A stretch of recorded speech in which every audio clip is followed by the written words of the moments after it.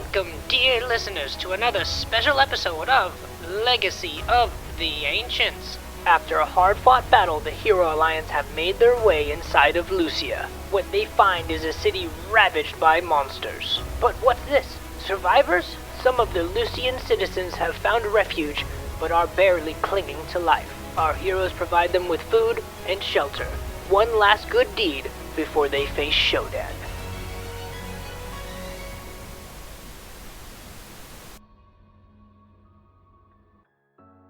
So I think after we kind of all get settled and break for the night, I think Reginald's going to wait for everyone to kind of go to their room and get settled. And then when no one's around, I think he's going to sneak over to Cerebrin's room and gently knock on the door.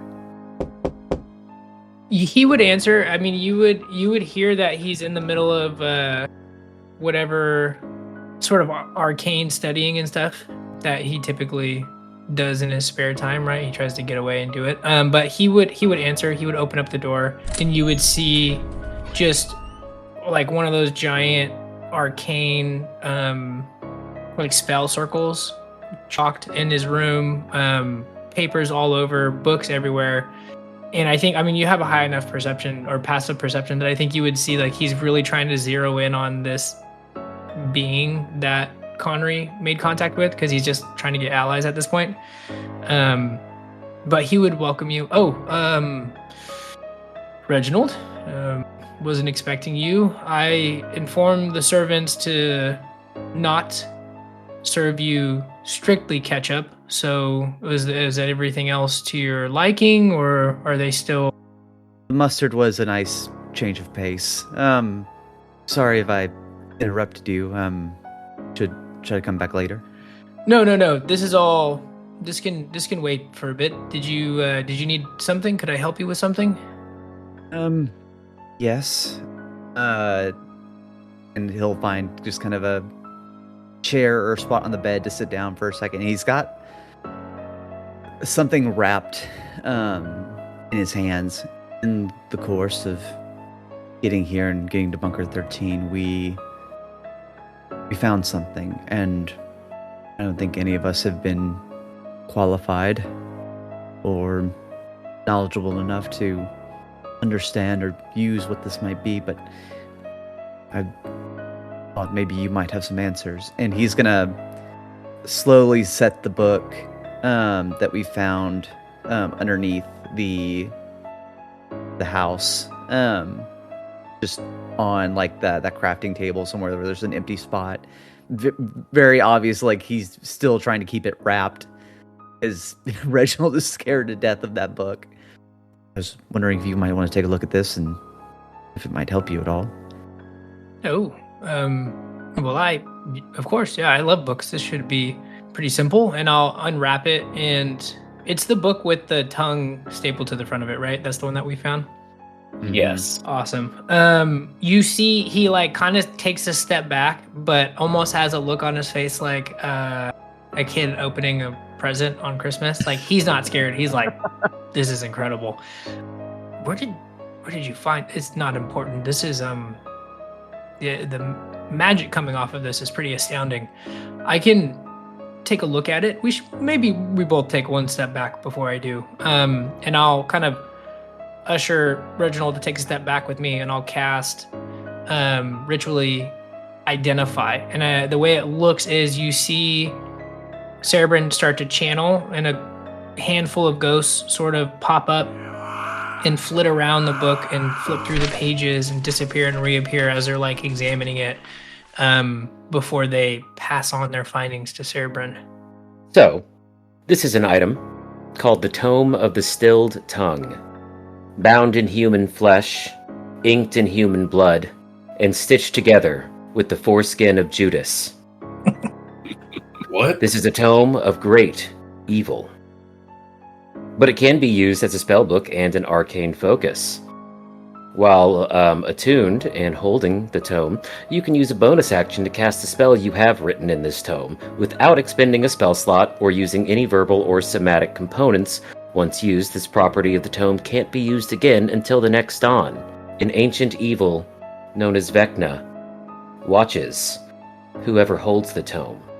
and can communicate with them using it. So it's totally fine, right? It's not a problem. We don't even know who Vecna is, so why would that be alarming to me? We've got to deal with Shodan. This is very powerful, Reginald. I do appreciate you letting me use this. I can definitely put it to use in this upcoming fight. I imagine it would be very helpful. And he'll sort of reach out and his hand will touch it, and there's a brief moment where he sort of just immediately freezes in place as he makes contact with the magic of this thing and this other being looking back at him, which again he would have no reference for. And he sort of takes his hand back and goes, yes, this is going to be very, very helpful. And Reginald, who is a paladin as well, senses like a great evil coming from this book and sees how excited you are to be in its presence. Where we found it was quite unfortunate. It's a long story, but a very evil man possessed it and hid it very well. I know if we're gonna win this fight, we need every bit of help we can get, and if this book can help you in that, then so be it. I appreciate you trusting me with this. I can feel the, what's the word I'm looking for? The sorrow that accompanies this book.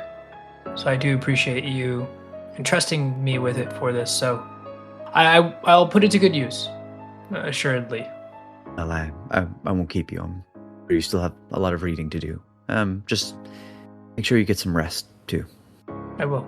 Thank you again, Reginald. And he'll, like, stand up and, like, politely see you out, not just, like, send you on your way. And as he closes the door, you hear him say kind of to himself, put it to good use when I fucking kill Felix, and then the door just shuts and locks. No, he's got his own rivalry with Felix. No, but he would very, very much graciously accept it. And then go back to studying. Yeah, and Reginald will just go back to his room and turn in for the night. This is probably when Otis comes and whispers that you need to talk, and then walks away. Just to make sure we know where that is in the timeline. Just sneaks behind me as I leave Cerebrin's room. We need to talk tomorrow. Oh, Jesus. You're so quiet. Thank you. I mean, we're both up and here. This is more of a tomorrow thing. Why always... You said that yesterday. I don't even know what day it is anymore. Otis is walking and goes back to bed. I listen to hear if Cerebrin's quoting anything from the book. Latu Barata Nictu Yeah, it's bad. Demonicus Diablerie. Start slamming on the door. Wait till tomorrow. As he's just sacrificing whatever. Oh, another spirit, you say? I go back to bed. Then yeah, I think everyone gets their long rest and level up in, and we wake up in the morning. Artificial magical light shines through the stained glass windows of the magnificent mansion, which is nice. You haven't felt sunlight in some time. Cerebrin, how long's this mansion gonna be here for again? 24 hours in total. So we have the better part of 12 more hours from now. About 15 hours, I'd say. 15? Yeah, that's fair. We have the better part of the day before they'll be shunted out. Have we decided what we're doing with the family? Because I've been thinking about it. I think we should leave the survivors here. They have 15 hours inside this space. No one can get inside that I haven't permitted. 15 hours is a long time. That's enough time for us to make our way to the palace and succeed or fail, or get far enough and have to retreat back, and we'll end up right back here anyways. But I say we leave them here. They're safe inside the mansion. Yeah, that's where I've arrived too. You know, they're survivors. I mean, look at what they've managed to be here through, and they protect each other, and I think they have all the right tools. I know they need us, but I think we can do more good for them without them, if that makes sense. It's weird to say it out loud. It sounded so much better in my head this morning when I was rehearsing it in the shower. By the way, the showers in this place are awesome. The pressure is great. That's what we like to hear. And I call over one of the dog servants and give him a little treat. Good job on the water pressure. I Woof. send him away. Woof. Hey, I haven't got that part down right. I never had a dog growing up. I don't know what they actually... For a while, they got stuck on meow. I don't really know what happened. I don't know what they actually say. Well, yeah, we should leave then. We should go promptly so they have as much time as possible, and it gives us as much time to make our way towards the palace if we can make it. Yeah. Everyone else up? Where's Felix? I forgot to unlock his door. And you'll hear him like snap his finger and it like manually unlocks. That's my mistake. And then he leans into Bolt and he goes, I sort of expected him to maybe try to shoot me in my sleep, so it was more of a precaution for myself. But yeah, he should be joining, and I believe Otis is up already. Probably getting some breakfast from what I was told from the servants, but everyone else should be joining us shortly. Yeah, okay, good. Bolt makes his way to the spread of food and just starts picking like cheese slices off of the table. It's so rare that he gets to eat cheese, and magical cheese is twice as delicious. And there's a fondue fountain next to the cheese cubes that you can dip your cheese in cheese. Oh. I'm putting the cheese in the cheese. There's also a little deep fryer, so if you want, you can deep fry your cheese dipped cheese and then dip that in cheese. Like, a man can only take so much cheese. America would disagree. That's what Otis is confused about. I could have sworn Bolt was lactose intolerant. What is he doing? He's going to be farting all day. Gotta go, guys. We gotta leave now. Reginald walks beside Otis and goes, no, he absolutely is. I've shared a room with him several times after much cheese. Otis turns to Reginald. We'll talk more later. Then walks away. He briefly thinks about casting Hold Person. You can't keep avoiding this, babe. Avoiding it, but also like we do need to solve this. But then you walk away. It's the worst. It's the worst of both parties. Reginald will just solace himself with some meat and pastries and black coffee. Yeah, Mike. So we'll eat breakfast, have a little small talk around the table about the family. And Bolt's gonna make a point of approaching them before we leave and just explaining to them what our plan is. He wants to emphasize that the positive, like, you guys are survivors. You've lived here when like not many people could, and just really try and hype them up, and end by explaining to them that we're off to fight a great evil, but we'll be back. And yeah, they'll be thankful and grateful for the help that you've given already. They're perfectly happy with another 15 hours of safety. Obviously, they hope you can pull it off, but their hopes aren't that high. Great evil has no chance against us. Do you know who we are? Tell them. First, Felix. Felix, are you down here yet? Tell them who we are. We're the Hero Alliance, guys. The Hero Alliance. You've probably heard of us before. Is that like a comic book or something? Kinda. All right. Great evil. See ya. Bolt leaves the room. Well, I've been here for like 5 minutes. By the way, Servant, the water pressure is fantastic. As we're walking out, I'll walk up to Felix. Well, I'm sorry, Felix. What were you saying? Something about the water pressure? Yeah, I don't know if anybody told you, but it's fantastic. Did they? Yours was good too? Yeah, no, it was great. Door's weirdly stuck though. Mm. Like, I don't know if it's like a handle thing, or maybe. Did you try turning it? I turned it both directions, which was weird because it just kept going both directions. It didn't. They just kept circling. Right. Some things magic just can't explain, I suppose. It's awkward. It's weird. maybe I'll just tear the whole thing down and we'll start over. And I'll start with the handles and the water pressure being correct. It was right. All right, let's get out of here. Well, you probably just fix the one door though. Now they have 14 hours in the mansion. Yeah.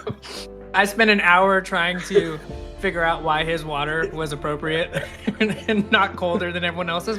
What the hell is going on? Reginald's shivering on like yeah, just Reginald's room routed it the wrong way. Shit. I mean, I guess it still worked out. Oh man. All right, let's hit the road. Let's do this. All right. So you leave back into the desecrated ruins of the city. Any sign of those large walkers? After seeing one up close. Give me perception checks, everybody. Yeah, Bolt's going to be pretty paranoid about this too, so he's definitely going to take a roll. Not bad. How do we do? 21, 20, 22? Not bad. Everybody but Felix will feel a slight rumble and look up, and if you can move back into the right angle to see over the buildings on this street, you can see a ways off in the distance some of these things. Do they appear mechanical or insect-like? Both. Okay. But so do the rest of these silicon creatures. Yeah, that tracks, doesn't it? Okay. And yeah, you just see them patrolling, and you see one clearly target something, and that little under cannon that it has just unleashes a Kamehameha blast down at the ground. It stands there for a moment, and then just turns away and resumes its patrol. Do we have a plan for getting past those? They seem to do some sort of tracking based on breathing, which I assume is how they're so effective at finding people. Well, they seem to be focused on the ground. Have any of you seen them look up? I guess we could maybe try and go over them. Do we have a good way to do that? Anybody else can cast invisibility, maybe, and I can do it for a few of us. I don't know if anybody else could do it as well. I could make somebody a sparrow, and I can fly.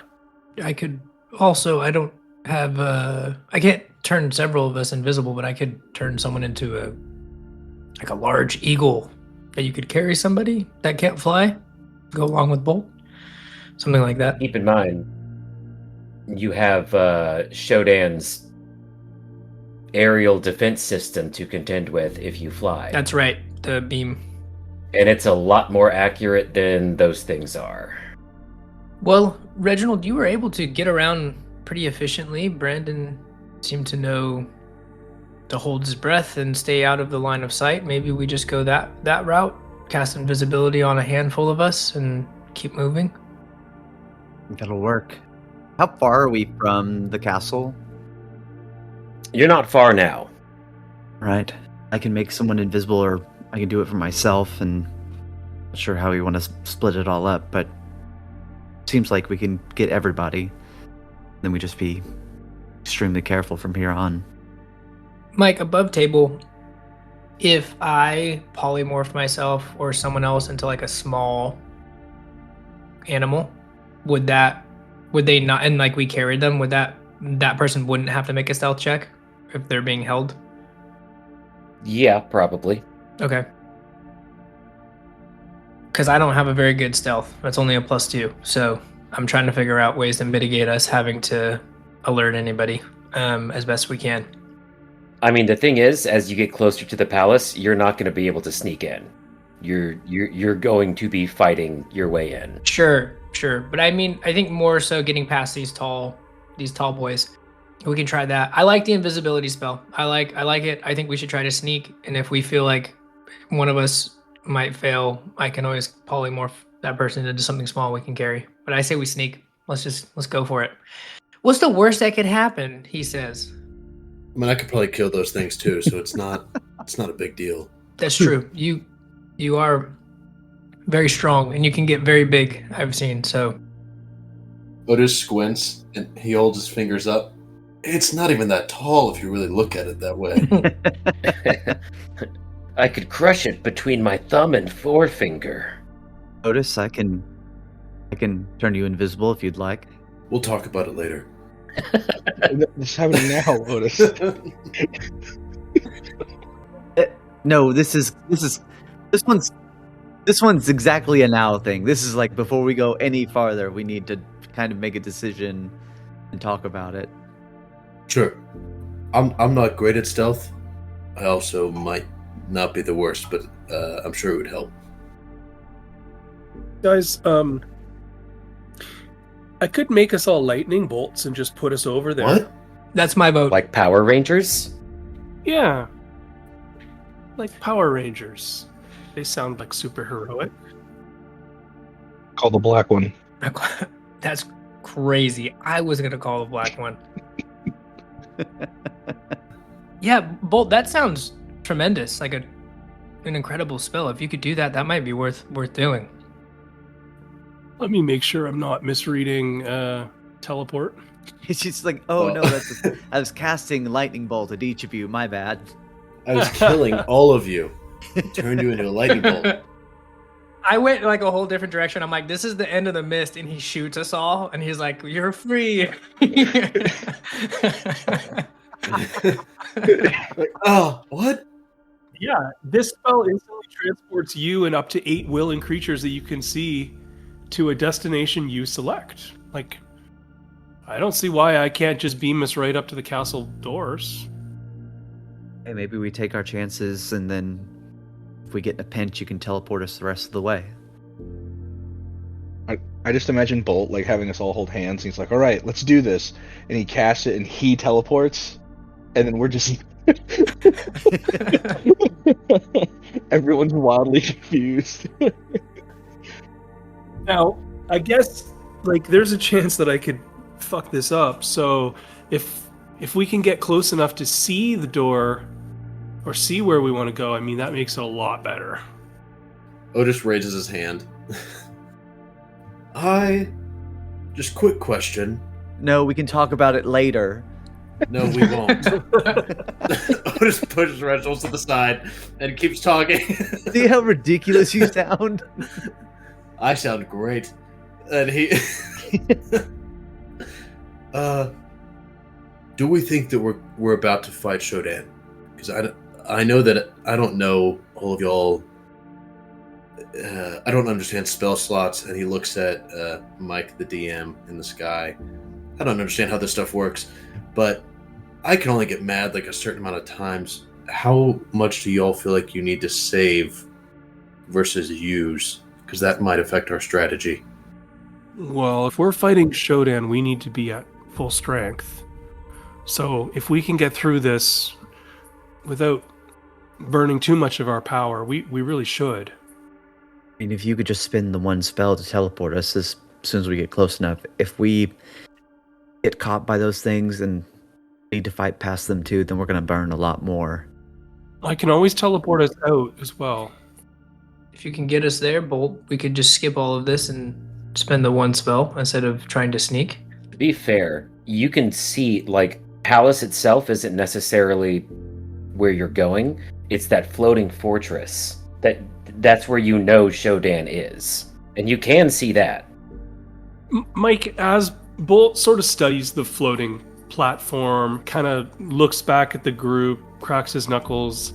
Does he think that he has a good enough familiarity with it just from being able to study it here on the ground to reliably get the group onto the fortress? I obviously want to go somewhere where I can...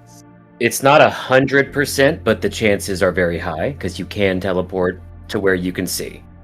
Bolt, if there is some sort of mishap, I can cast Featherfall and we could try again.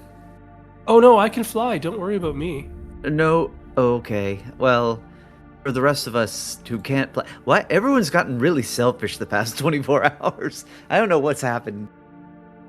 Yeah, I guess we're just overwhelmed. All right. Guys, just give me a minute here. And Bolt wants to, like, kind of sit. Not sit, but, like, yeah, I guess sit. Rest and just really study the floating fortress. I want to see if there are, like, sentinels or any kind of floating guards around it. I want to see where the main entrance is. And what I'd like to do, Mike, is put us somewhere where the ingress into the building is obvious to us. Like it's either a door or a window or an open access point. I don't know, something along those lines. You can't really see an entrance. You can see that there's a platform, though. That there's this sort of almost antenna-like tower Okay. building out of. Are there guards or sentries or, I don't know, something protected? You can't really see. Okay. All right. I'm going to say a brief prayer to Izanagi and then kind of laugh at myself as I realize how sort of silly that is and in the moment. And then say, okay, everyone, rings in. And I'm going to hold my ring in, like expecting everyone else to touch their decoder rings. And that's going to trigger the spell. I don't even hesitate to put my ring in. I yell Macedon and put my ring in the middle. There, I claimed it. Felix makes a pointed effort to look at Cerebrin when he puts his ring on for the first time as he takes off his necklace. He gives you like a little nod. And he goes, you should have called Mastodon when you had the chance. Reginald's helm looks like the Macedon helmet now. Oh, yes. Dragon sword. Otis pulls his ring out of his pocket. Oh, glad I didn't drop this. And he just doesn't even put it on, just touches You've it. also not been wearing it? What the fuck is going on? I've never worn this ring once. Look at this falling apart. This was not in the stories I lean over to heard. Felix. He wasn't wearing it on his finger, he means. Oh, jeez. What? It's huge. Is that a hula hoop? All right. And with that, So, we are teleporting? no, we're turning everyone into a bolt of solid electricity and lightning bolting all the way to the castle. Okay. So, yeah, you guys turn into color-coded electricity and shoot up into the sky towards Shodan's castle in the sky. Power Rangers theme starts to play, followed by the sickest guitar solo you've ever heard in your life. Let me get that D100 roll. Derek. 74. 74 is on target. Hell yeah. Perfect. Just barely, because 73 is off target. Oh no, we're in the 9 hells. Yeah, on target is 74 to 100. That's awesome. Wow. That's crazy, dude. Jeez, man. Maybe my prayer to Izanagi did pay off. Maybe. Well, you all turn into bolts of lightning. Sick guitar solos play as you fly through the air, faster than light, essentially, towards the castle. And then, boom, slam into the barrier around it. You each take 8 force damage as you are repelled away. And you can see briefly lit up the previously invisible barrier made up of hexagons of just red magical energy. You begin to fall. I'm gonna cast Featherfall on us. Okay, so you start falling slower. You should wait till we get closer to the ground. You pulled the chute too early.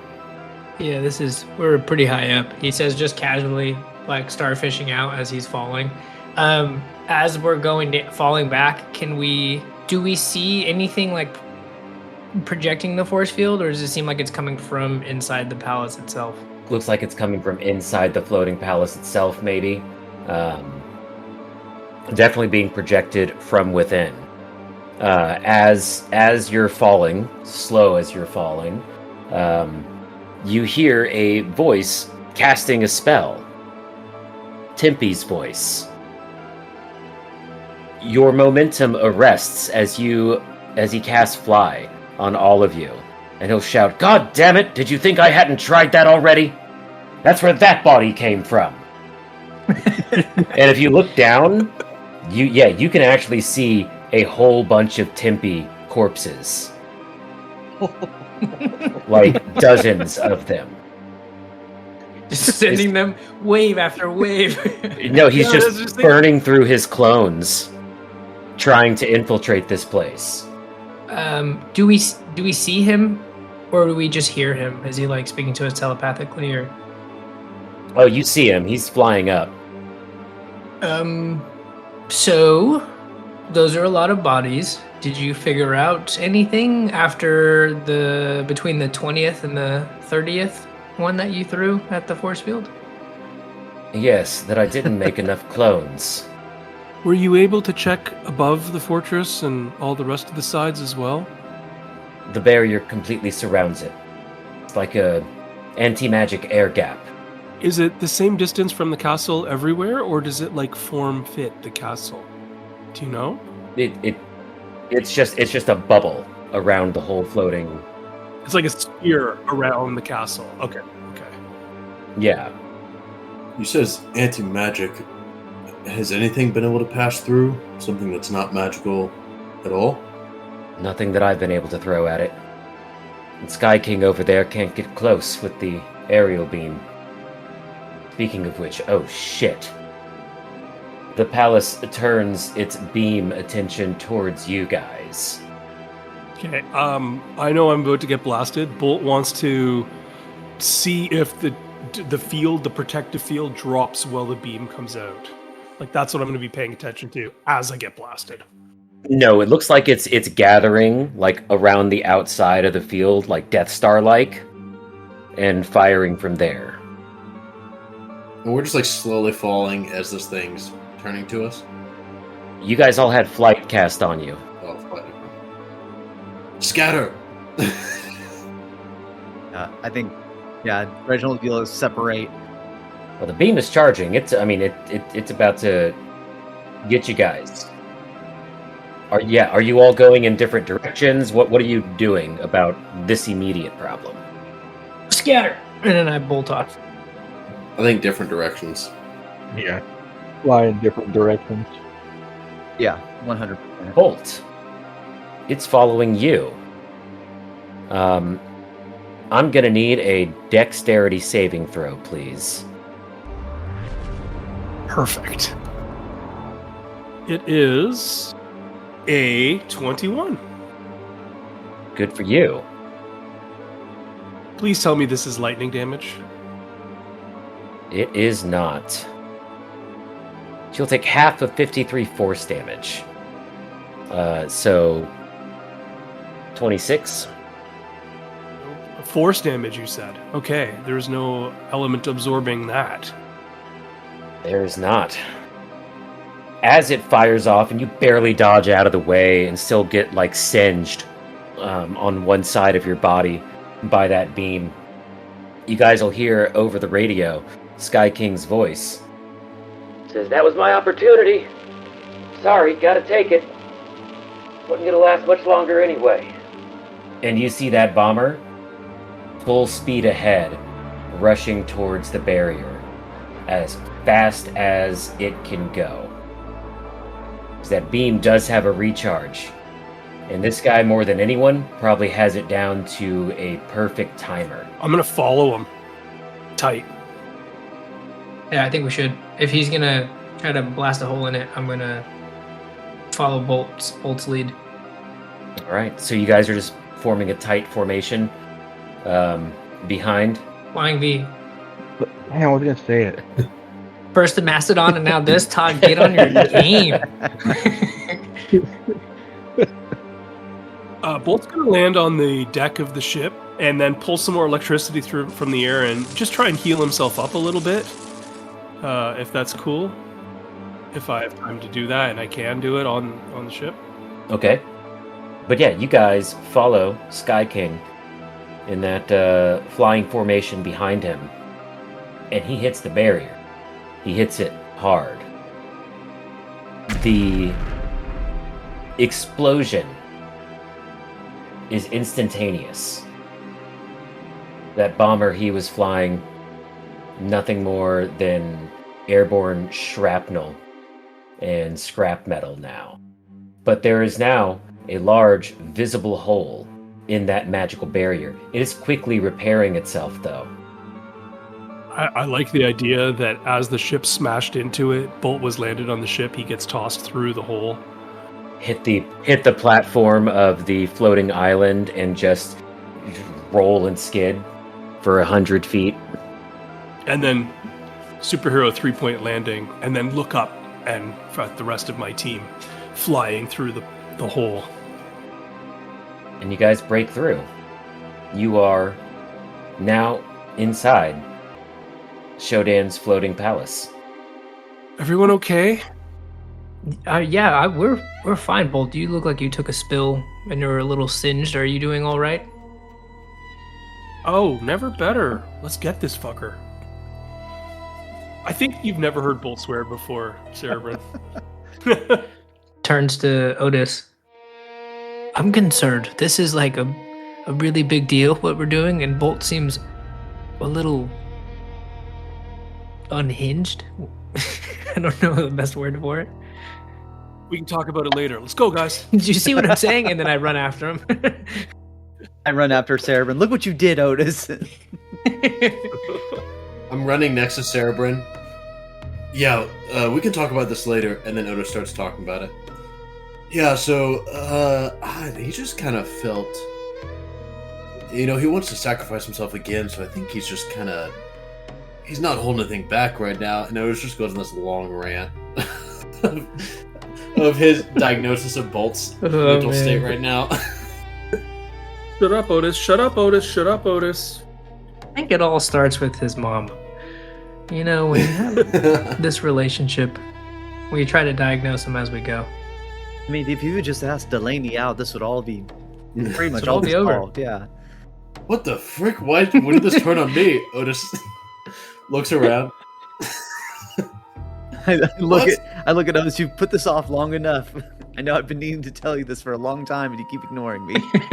We'll talk about this later. No. Otis runs ahead. He's so fast. Damn it! Because all he carries is that damn axe. He doesn't wear armor. He's basically nude with an axe. Just flies. Pretty rad, honestly. Pretty sick. Wait. We just vamp outside of Shodan's castle, like, fuck you, we're just gonna chill. You guys land. You're on the platform itself. You see built up around it are many tall structures that resemble the towering server stacks in the depths of hell. They are tended to by a bunch of those silicon safeguards, but those safeguards seem to be solely dedicated to servicing those stacks and don't seem to pay you much mind. At the center of the island is that towering antenna-like structure you saw earlier. Red aurora light funneling into it from above. We see, like, an entrance or a way to, like, start scaling the tower. There is an entrance at the base. Reginald will start walking towards it.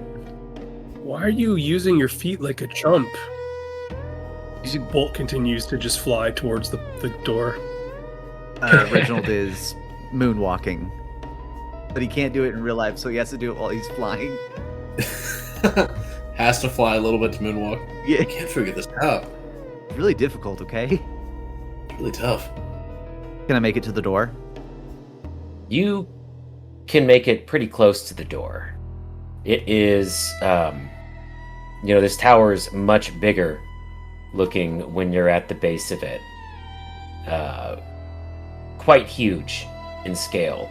The door alone is a almost cathedral-like archway that stands probably about 30 feet wide, 50 feet tall. Yeah, I try to open it. I try to push on it. You get close. Before you can actually reach the archway, you hear a pulsing voice that seems to come from all around you. The voice of Shodan. Insolent worms, parasites, maggots upon my carapace. He can't be talking to us, right? That wouldn't. Someone else might be. Are you Shodan? Is that who we're having the pleasure of being insulted by now?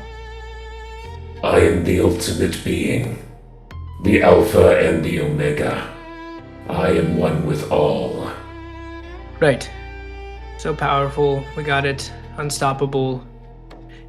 Question for you: If you're so powerful and so unstoppable, why not just do away with the theatrics and let us enter, and we can do what we've come to do? You will die. Well, that's all I got. And Cerebrin starts to turn around and walk away. He said, I'm out. No? Wait, Cerebrin. He's lying. You won't die. When you put it like that. He turned. You're so easy to convince either way. This is wild. He's only been adventuring with you guys for like a couple weeks now. He's pretty. Look, you're powerful. We're gonna die. The threat. We go back and forth. Why not open the door, and then we can see what's what. There's not a door, by the way. It's an archway. Okay. Well, we're going to enter and see about how powerful you actually are. Let's do this, and then I'm gonna push Reginald in front of me. I'm not leading the way. There's not a chance. Go. This is your thing. Blast it on! And then I run through the gate. Let's enter. As we walk through the archway, Mike, is it just like pitch black in front of us? What do we see as we make our entrance?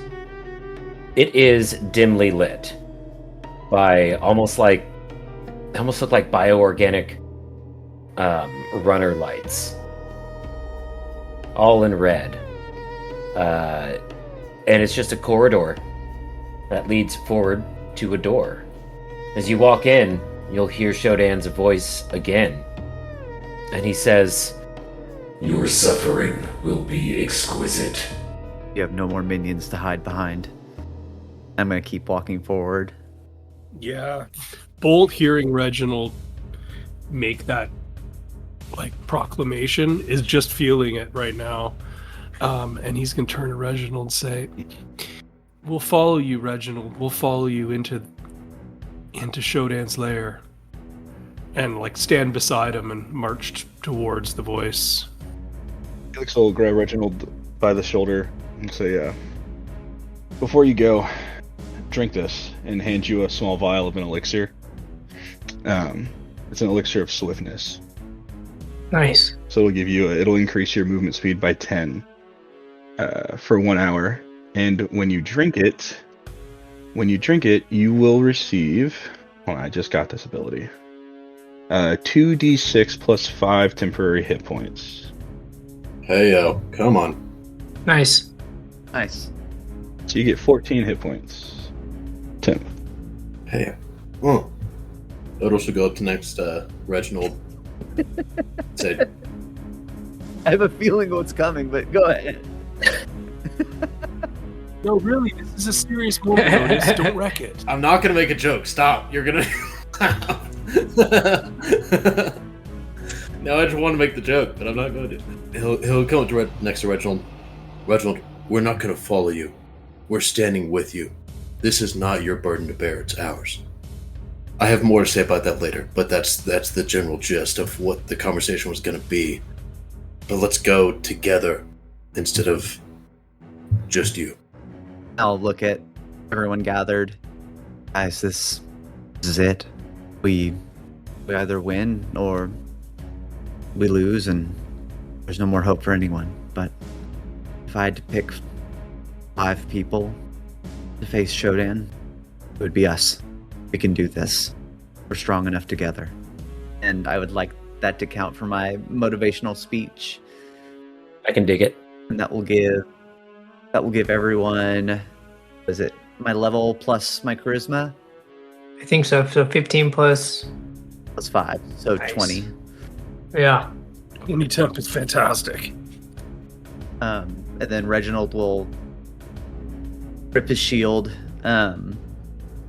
adjust Kalen's ring and Lily's wedding ring, rip the moonlight greatsword, and walk in. That guy's so fucking cool.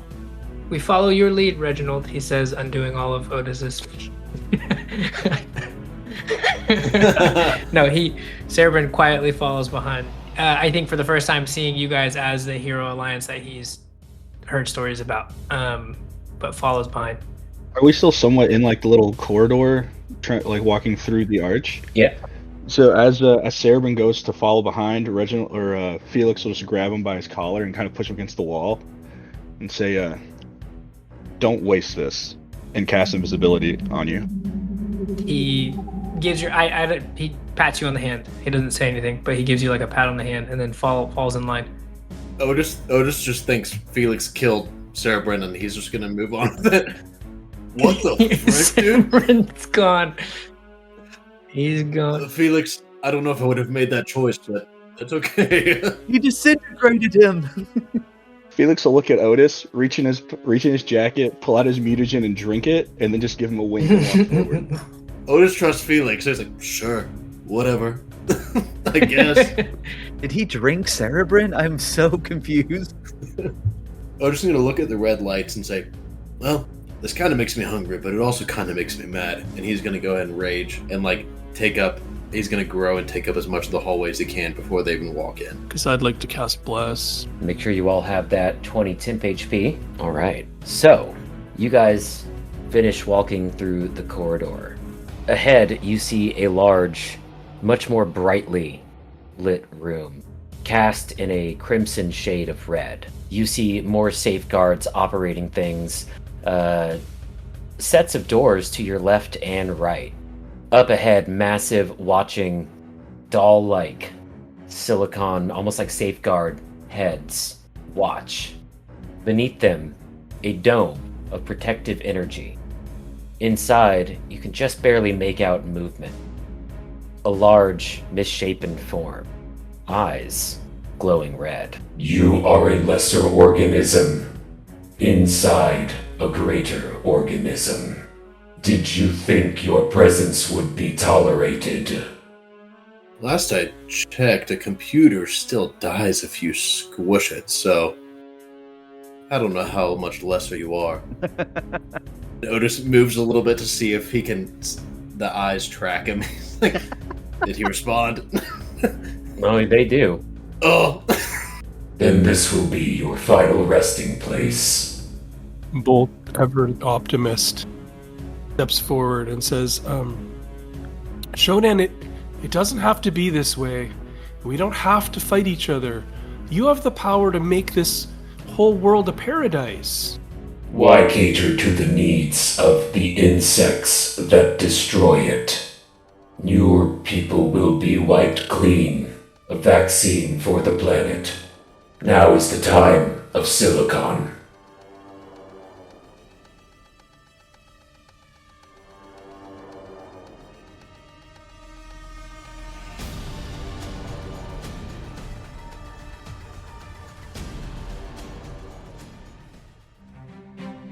This was Dumpstat, a D&D podcast hosted by our DM, Mike, with players Derek, Jordan, Matt, Todd, and me, Jeff. Be sure to follow us on social media, and if you like the music and sound effects used, check out the episode description for all the info you need.